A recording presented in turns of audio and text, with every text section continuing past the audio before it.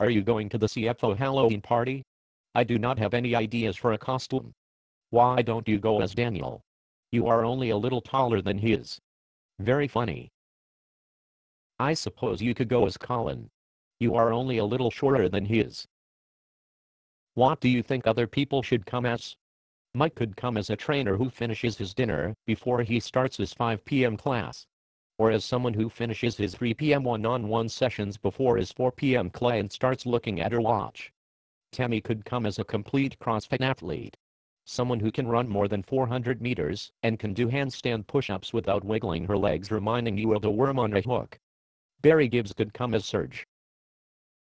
And Serge could come as someone who minds his own business and focuses on his workout. Then what would Steve D come as? Someone who keeps his shirt on? I guess Serge and Steve D will have to decide who dresses up as the person who minds his own business and who keeps his shirt on. Lydia could come as someone who does not run during workouts. I know that would be Sierra.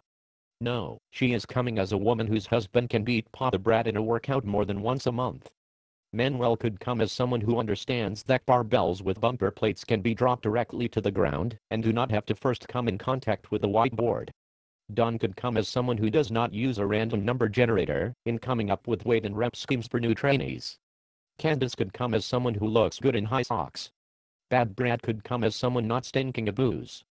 Brian R. could come as someone not faking a shoulder injury just to avoid doing pull-ups. Michael G. could come as someone who does not have to talk to every female in the zip code after his workout.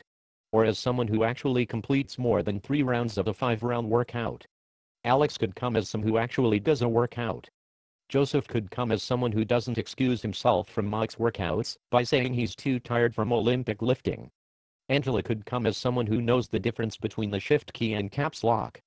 Brandon could come as someone who does not make short jokes about Daniel to compensate for the crush he has on Candace. Seriously, what about us? We could dress up as talented movie makers, not just lonely, bitter people who use animated weebles as vessels in which to pour our inane pseudo-insightful observations. Good idea. One more thought on the Masters event. Don't you think it showed what beasts CrossFitters are, even the ones over 40? No. The third place finisher does not work out at a CrossFit box, and so has no training from tattered up douchebags. And the second place finisher is new to CrossFit, but he is a real athlete in a real sport. Rugby. How is that possible? CrossFit develops capacity over broad time and modal domains. What you are saying is an example of narrative. If not supported by data and method, narrative has little value. The data is that 2 of the 3 podium spots were from new or non-CrossFitters.